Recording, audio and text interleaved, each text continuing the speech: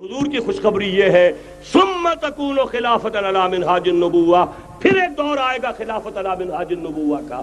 یہ محمد الرسول اللہ کی نوید ہے، وہو صادق المصدوق، وہ سچے ہیں، ان کی صداقت پر خود اللہ گواہ ہے، لہذا وہ دور آ کر رہے گا، اس میں کسی بھی بندے مومن کے لیے کسی شک و شبے کی کوئی گنجائش نہیں۔ اگلی حدیث اگلی سنیے، اب جب یہ دور آئے گا تو عالمی ہوگا، جیو ورلڈ آرڈر نہیں ہوگا، جسٹ ورلڈ آرڈر ہوگا۔ یہ نیو ورلڈ آرڈر NWO، حقیقت میں جیو ورلڈ آرڈر ہے JWO، لیکن اسی کو بدلنا ہے جسٹ ورلڈ آرڈر آف اسلام، اور وہ گلوبل ہوگا۔ دو حدیثوں کا تذکرہ کر دوں۔ حضرت ثوبان حضور کے ایک آزاد شدہ غلام تھے، وہ روایت کرتے ہیں، مسلم شریف کی روایت ہے، یہ صحیحین میں فرماتے ہیں کہ حضور نے ارشاد فرمایا ان اللہ زوالی الارض فرأیت مشارقها ومغاربها وان امتی سیبلغ ملکها ما زوی لی منها، رواہ مسلم رحمہ اللہ۔ حضور فرماتے ہیں اللہ تعالیٰ نے میرے لیے پوری زمین کو لپیٹ دیا، یہاں تک کہ میں نے اس کے سارے مشرق دیکھ لیے، سارے مغرب دیکھ لیے، اور سن لو مجھ سے، ٹیک اٹ فرام می، میری امت کی حکومت ان تمام علاقوں پر قائم ہو کر رہے گی جو مجھے زمین کو لپیٹ کر اور سکیڑ کر دکھا دیے گئے۔ گلوبل ہوگی کہ نہیں؟ دوسری حدیث سنیے، یہ پھر مسند احمد ابن حنبل کی ہے۔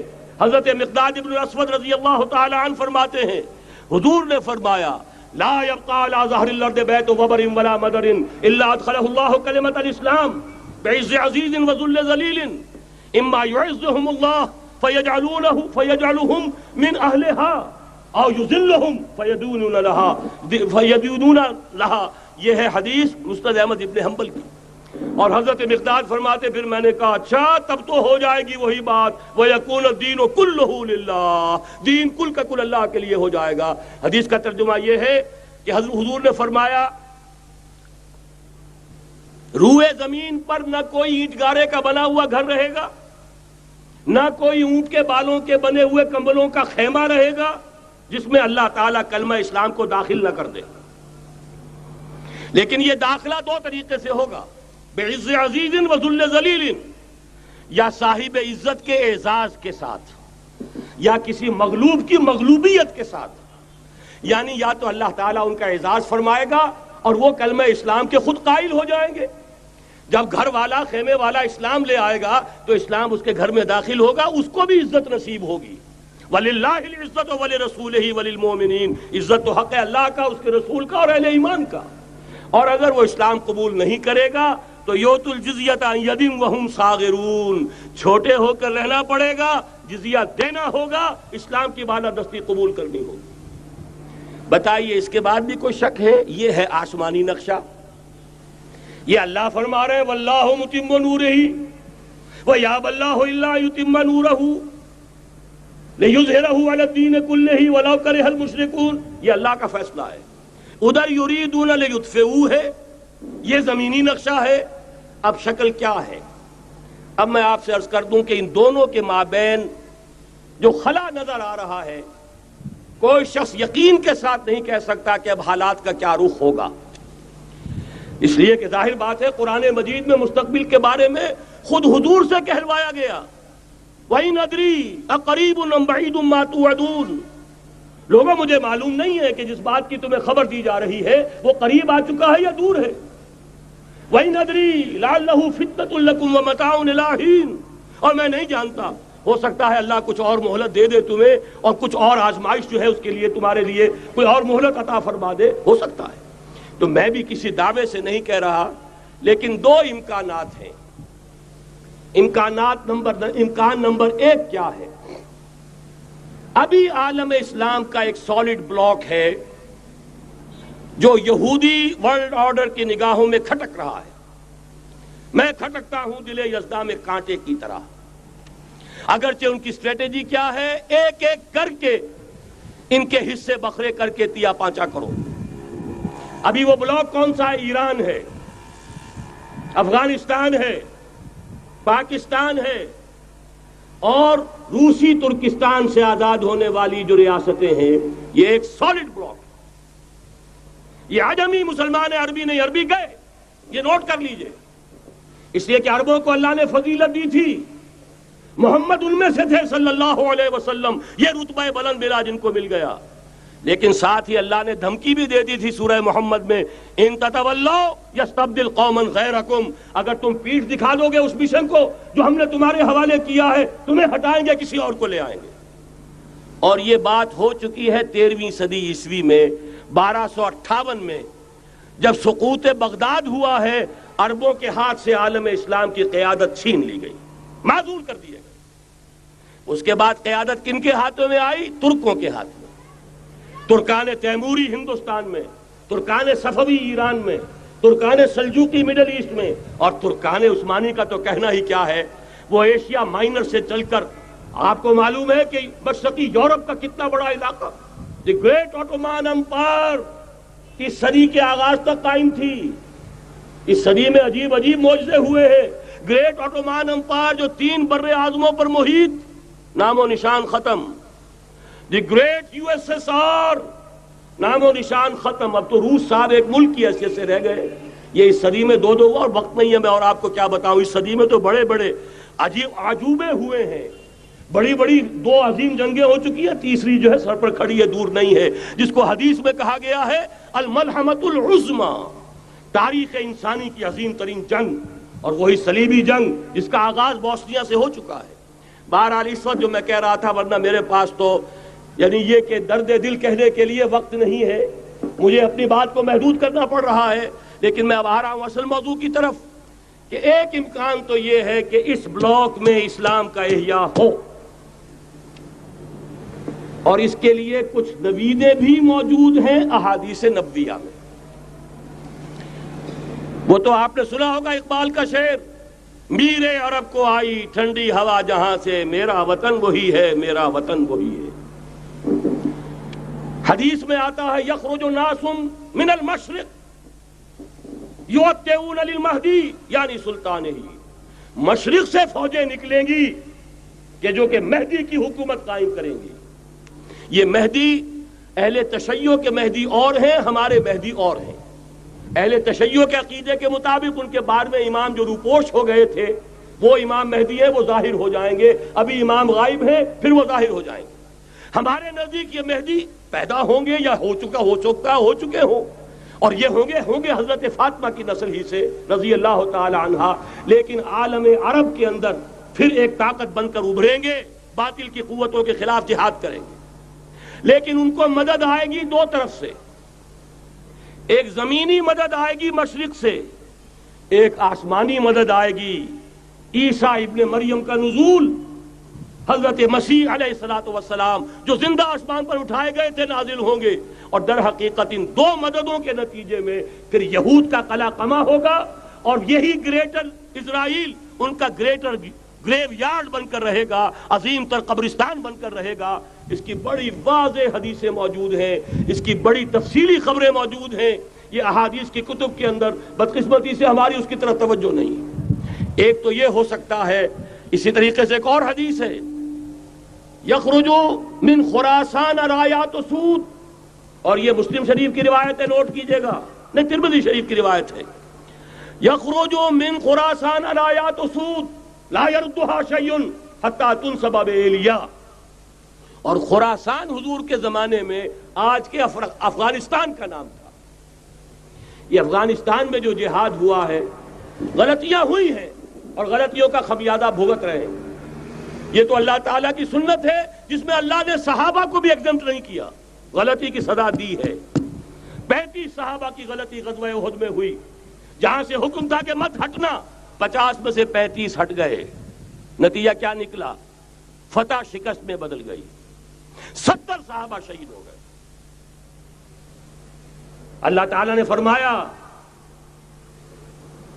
وَلَقَدْ صَدَقَكُمُ اللَّهُ وَعْدَهُ إِذْ تَحُسُّونَهُم بِإِذْنِهِ حَتَّىٰ إِذَا فَشِلْتُمْ وَتَنَازَعْتُمْ فِي الْأَمْرِ وَعَصَيْتُمْ مِن بَعْدِ مَا أَرَاكُم مَّا تُحِبُّونَ۔ مسلمانوں ہم سے گلہ نہیں کر سکتے، ہم نے اپنا وعدہ سچا کر دکھا دیا تھا، جبکہ تم انہیں گاجر مولی کی طرح کاٹ رہے تھے، لیکن جب تم ڈھیلے پڑ گئے، تم نے ڈسپلن کو توڑا، تم نے اختلاف کیا، تو سزا دی ہم نے۔ تو اگر صحابہ کرام رضوان اللہ تعالی علیہم اجمعین، خیر الناس بعد الانبیاء، پوری نوع انسانی کے اندر انبیاء کے بعد بلند ترین انسان، اگر ان کی بھی غلطی کا خمیازہ جو ہے اللہ نے چکھایا، کیوں چکھایا؟ ضروری تھا، آئندہ کے لیے سبق ہو جائے۔ یہ وَلِيُمَحِّصَ مَا فِي قُلُوبِكُمْ، تاکہ تمہارے دلوں کے اندر اگر کہیں کوئی کھوٹ ہے اور پاک کر دیں ہم۔ اس لیے بہرحال غلطیاں ہوئی ہیں افغانستان میں، ایک امام کے ساتھ بیعت نہیں تھی، بلکہ بدقسمتی اور بڑھ کر یہ ہے بیعت کر کے توڑ دی۔ عبد الرسول سیاف صاحب کے ہاتھ پر ہمارے پاکستان کے 7 گروپ جو تھے، انہوں نے عین حرم میں بیٹھ کر بیعت کی اور پاکستان آ کر بیعت توڑ دی۔ سزا اس کی مل رہی ہے، آپس کی خانہ جنگی یوں ہی نہیں ہو رہی، کوئی سبب ہے، لہذا یہ سزا تو ملے گی، لیکن جتنا خون یہاں پر خلوص کے ساتھ دیا گیا ہے اس کی مقدار بھی کم نہیں ہے۔ یہاں سے خیر برآمد ہوگا۔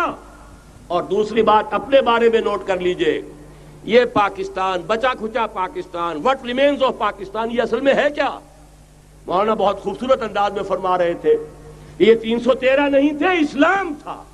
اسی طرح نوٹ کیجئے، پاکستان نہیں ہے، 4 صدیوں کی تجدیدی مساعی کا حاصل ہے۔ آپ نے کبھی نوٹ کیا ختم نبوت کے بعد اب سب سے اونچا منصب کس کا ہے؟ مجددین۔ سنن ابی داؤد کی روایت، ان اللہ یبعث فی هذه الامہ علی راس کل 100 عام من یجدد لها دینها۔ اور نوٹ کیجئے کوئی بات ہے، 1000 برس تک سارے مجدد عالم عرب میں پیدا ہوئے، جیسے ہی دوسرا 1000 سال شروع ہوا، الف ثانی کا مجدد اعظم شیخ احمد سرہندی کہاں تھا؟ صنم خانہ ہند میں حاضر ہوا۔ میں شیخ مجدد کی لحد پر، وہ خاک کے ہے زیر فلک مطلع انوار، گردن نہ جھکی جس کی جہانگیر کے آگے، جس کے نفس گرم سے ہے گرمی اعراض۔ وہ پھر 12ویں صدی کا مجدد اعظم امام الہند شاہ ولی اللہ دہلوی، 13ویں صدی کا مجدد اعظم سید احمد بریلوی، اس کے خون کا امین اور اس کے ساتھ کے شہداء کے خون کا امین، ان کے جسموں کا امین آپ کا خطہ ہزارہ، آپ کا خطہ سوات، اس میں ان کی جانیں ہیں جو دی گئی ہیں۔ اور وہ نہایت میں آپ سے عرض کر دوں، دور صحابہ کے بعد اتنا خالص اسلامی جہاد پوری مسلمان تاریخ میں نہیں ملے گا جتنا وہ تحریک شہیدین کا تھا۔ 14ویں صدی ہجری میں شیخ الہند جیسا مجاہد اعظم کہ انگریز نے گرفتار کر کے قید بھی کیا ہے، تو کہاں؟ ہندوستان میں نہیں، کہاں؟ جزیرہ سائرس، کیا نام تھا؟ مالٹا، جزیرہ مالٹا بحر روم میں۔ اقبال کے نفس سے ہے لالے کی آگ تیز، ایسے غزل سرا کو چمن سے نکال دو۔ کہیں ہندوستان کی کسی جیل میں ہوا تو شاید اس کے نفس کی گرمی ہی سے کوئی حرارت پیدا ہو جائے۔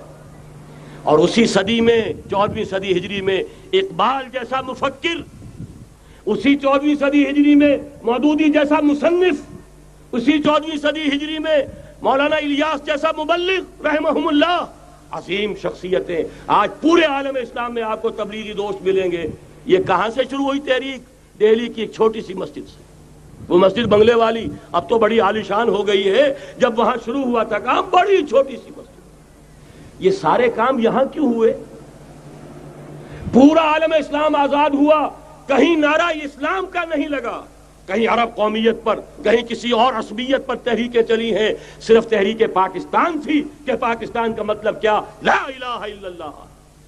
کوئی سبب ہے کہ یہاں قرارداد مقاصد پاس ہوئی، حاکمیت اللہ کی ہے، کہ اکبر نام لیتا ہے خدا کا اس زمانے میں۔ یہ سارا ماضی سامنے رکھیے اور حضور کی دی ہوئی پیشین گوئیوں کا مستقبل سامنے رکھیے، ان دونوں سے ثابت ہوتا ہے اس خطہ ارضی سے کچھ ہونا ہے۔ اگرچہ بھٹکے ہوئے ہیں، لیکن کبھی بھولی ہوئی منزل بھی یاد آتی ہے راہی کو، اور بھٹکے ہوئے آہو کو پھر سوئے حرم لے چل۔ اس کی ضرورت ہے مسلمان کو پھر اس کا مقصد یاد دلایا جائے۔ پاکستان اس لیے نہیں بنایا گیا تھا کہ ہمارے ہاں ٹاٹے اور برلے نہیں تھے تو ہمارے پاس اس کے بھی باپ وجود میں آ جائیں، اس لیے تو نہیں بنایا گیا تھا۔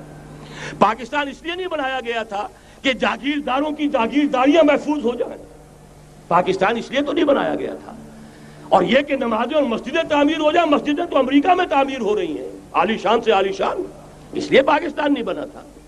آج بھی مسلمان، میں معذرت سے عرض کر رہا ہوں مولانا سے، آج بھی بھارتی مسلمان کی ایوریج نمازی ہونے کے اعتبار سے پاکستانی مسلمان سے کہیں بہتر ہے۔ آج بھی برقع نظر آ جائے گا تو ہندوستان میں نظر آ جائے گا۔ میں نے اپنی آنکھوں سے دیکھا چند سال پہلے، جب مکہ مسجد حیدرآباد دکن میں 3 دن مسلسل میری تقریریں ہوئی ہیں، 10,000 مرد اور 5,000 خواتین، اور ان میں سے کوئی بغیر برقعے کے نہیں تھی۔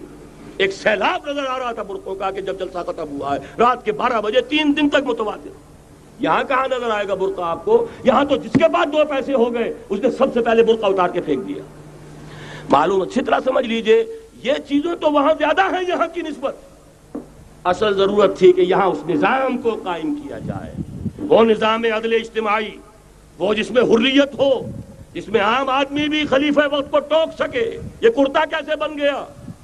ایک خاتون بھی کھڑی ہو کر دامن پکڑ لے، عمر تمہیں کیا حق ہے کہ ہمارے مہر کے اوپر پابندی لگا رہے ہو، جبکہ اللہ نے نہیں لگائی۔ اللہ قرآن میں قنطارہ کا لفظ استعمال کر رہا ہے۔ ڈھیروں سونا دے دے کوئی شخص اپنی بیوی کو مہر کے اندر، طلاق دیتے وقت اس میں سے کچھ نہیں لے سکتا، آپ کون ہوتے ہیں ہمارے حق کے اوپر پابندی لگانے والے؟ اور عمر نے کہا آج ایک بڑھیا نے وہ اب عمر کو دین سکھایا، آرڈیننس واپس۔ حضرت سعد بن ابی وقاص رضی اللہ تعالی عنہ جو فاتح ایران تھے، وہ گورنر ایسے ہی نہیں بن گئے تھے ریوڑیاں بٹی ہو اور گورنر ہی مل گئی ہو، وہ تو خود فاتح تھے ایران کے، اس لیے گورنر تھے۔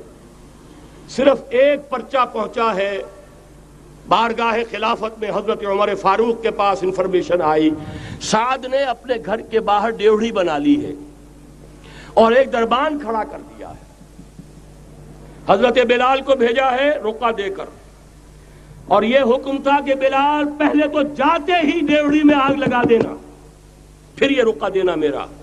اور رقعے میں لکھا ہوا تھا اے سعد، لوگوں کو ان کی ماں نے آزاد جانا تھا، تم نے انہیں اپنا غلام کب سے بنا لیا ہے؟ یہ دربان کھڑے کر دیا اپنے آگے۔ وہ حریت، وہ مساوات کہ جا رہا ہو خلیفہ وقت اور چارج لینے جا رہا ہے بیت المقدس کا، کوئی ذاتی علاج کے لیے نہیں جا رہا، سیر و سیاحت کے لیے نہیں جا رہا، چارج لینے کے لیے بالکل سرکاری وزٹ ہے، آفیشل وزٹ ہے، اسٹیٹ وزٹ ہے۔ اور حال کیا ہے؟ 700 میل کا فاصلہ طے کرنا اور ایک اونٹنی، کوئی انٹوریج نہیں، کوئی خدم و حشم نہیں، کوئی جمبو جٹ بھرے ہوئے نہیں، کچھ نہیں، ایک اونٹنی ایک خادم۔ اس ایک اونٹنی پر چونکہ راستے کا راشن بھی ہے لہذا 2 آدمی نہیں بیٹھ سکتے، ایک بیٹھ سکتا ہے۔ ایک منزل خلیفہ وقت بیٹھا ہوا ہے اوپر اور خادم نکیل پکڑ کر چل رہا ہے، اگلی منزل خادم اوپر بیٹھا ہے اور خلیفہ وقت عمر بن الخطاب رضی اللہ تعالی عنہ اور وہ آگے آگے نکیل پکڑ کر چل رہے ہیں۔ یہ نظام چاہیے آج نوع انسانی کو۔ اس کے انتظار میں، اس کی تلاش میں نوع انسانی نے کتنے تجربے کر لیے، کیسی چھلانگیں لگائیں، ملوکیت ختم کی، آسمان سے گرا کھجور میں اٹکا، جمہوریت آئی نام نہاد، لیکن وہ سرمایہ دارانہ نظام بن کر آگے سے بڑھ کر لعنت بن گئی۔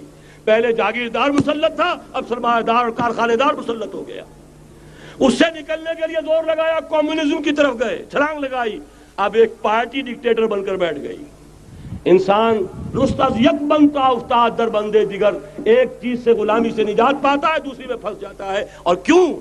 کہ وہ نظام عدل اجتماعی جو محمد عربی کو دے کر بھیجا گیا تھا، اس کے کسٹوڈین سوئے ہوئے ہیں، اس کے کسٹوڈینز کو اندازہ ہی نہیں۔ یہ نسخہ تو ہمارے پاس تھا، ہمیں عمل کرنا تھا اور دنیا کے سامنے پیش کرنا تھا۔ پاکستان بنایا اس لیے گیا تھا کہ ہم اس کا ایک نمونہ دنیا کے سامنے پیش کریں گے۔ قائد اعظم نے فرمایا تھا کہ ہم یہ چاہتے ہیں کہ پاکستان کی صورت میں عہد حاضر میں اسلام کے اصول حریت و اخوت و مساوات کا ایک نمونہ قائم کر کے دکھائیں۔ کہاں ہے وہ؟ بھٹک گئے، سو گئے۔ بہرحال اب بھی وقت ہے، جب تک سانس تب تک آس۔ میرے عزیز نے تو ڈرایا ہے اور صحیح ڈرایا ہے۔ اللہ تعالیٰ نے 25 برس انتظار کیا تھا، پہلے عذاب کا کوڑا پھر مارا ہماری پیٹھ پر۔ وَلَنُذِيقَنَّهُم مِّنَ الْعَذَابِ الْأَدْنَىٰ دُونَ الْعَذَابِ الْأَكْبَرِ، بڑے عذاب سے پہلے چھوٹا عذاب کا مزہ چکھائیں گے۔ لَعَلَّهُمْ يَرْجِعُونَ، شاید کہ لوٹ آئیں۔ وہ ہم سے 1000 میل کے فاصلے پر ہوا تھا، اگرچہ 93,000 ہمارا کڑیل جوان، جن میں غالباً 43,000 فوجی، اور یہ کہ تقریباً اتنی تعداد میں جو غیر فوجی تھے، وہ اس ہندو کے غلام بنے، قیدی بنے، جن پر 800 برس تک، کہیں 600 برس تک، کہیں 1000 برس تک حکومت کی تھی۔ اتنی بڑی شکست کا کلنک کا ٹیکا ہماری پیٹھ پر پڑا۔ پہلے عذاب کا کوڑا آ گیا تھا، 25 برس ہو گئے تھے قمری حساب سے، نوٹ کر لیجئے، یہ نہ سمجھیے 24.25 برس ہوئے تھے، 24.25 برس قمری حساب سے 25 برس تھے۔ اور اب نوٹ کر لیجئے اگلے 25 برس کے پورے ہونے میں اگلے رمضان کی 27 تاریخ تک صرف مہلت ہے، نصف صدی پوری ہوا چاہتی ہے۔ کوئی عجب نہیں اس عذاب الادنیٰ کے بعد ہم جاگے نہیں، ہوش میں نہیں آئے، کوئی عجب نہیں کہ بڑے عذاب کا کوڑا ہماری پیٹھوں پر برس جائے۔ لیکن مجھے یہ یقین ہے، نوٹ کر لیجئے، اگر یہ دوسرا امکان ہو گیا، خدا نہ خواستہ اللہ کے عذاب کا کوڑا ہماری پیٹھ پر برسا، مجھے یقین ہے اللہ ہندوؤں کو مسلمان بننے کی توفیق دے گا، لیکن اسلام کا بول بالا اسی خطے سے ہوگا۔ تاریخ میں یہ ہو چکا ہے آیا فتنہ تاتار کے افسانے سے، پاسباں مل گئے کعبے کو صنم خانے سے۔ تاتاریوں کے ہاتھوں کروڑوں مسلمان قتل ہوئے، لیکن اسلام نے تاتاریوں کو فتح کر لیا، اور پھر اسلام کا مسلمانوں کا دوسرا دور عروج انہی تاتاریوں کی مختلف شاخوں کے تحت ہوا۔ وہ تاتاری ہی تو تھے، وہ سارے ہورس، ٹرکش ہورس، ترکان تیموری، ترکان صفوی، ترکان سلجوقی، ترکان عثمانی، وہی تو سٹاک تو وہی ہے آیا فتنہ تاتار کے افسانے سے، پاسباں مل گئے کعبے کو صنم خانے سے، اس لیے کہ حضور نے فرمایا مشرق سے ہوگا، یہاں سے فوجیں چلیں گی، تو کوئی عجب نہیں۔ بہرحال یہ دو امکانات ہیں، لیکن اس کا فیصلہ تیرے ہاتھوں میں ہے، دل یا بدن، سیدھی بات۔ اگر تو اب بھی ہم ٹھیک ہو جائیں، جاگ جائیں، ہوش میں آ جائیں، قوم یونس کی طرح توبہ کر لیں، تو بغیر عذاب کے کوڑے کے رحمت خداوندی ہم پر سایہ کرے گی۔ اگر ہم نہ جاگے تو وہ عذاب کا کوڑا آئے گا۔ یہ نہیں میں کہہ سکتا ان ادری قریب بعید ما توعدون، یہ میں نہیں کہہ سکتا، یقین کے ساتھ جانتا ہوں کہ آئے گا، لیکن یہ کہ اس کے بعد بھی یہیں سے بول بالا ہوگا۔ اگر ہمارے ذریعے نہیں تو ان کے ذریعے سے جو ہمیں شکست دے کر پھر اسلام قبول کر لیں گے، لیکن کیوں نہ پہلے ہی راستے پر چلیں۔ ان کی چوکھٹے ہوتوں کا ساتھ بھی پڑا سجتا ہے، ان کی چوکھٹے ہوتوں کا ساتھ بھی پڑا سجتا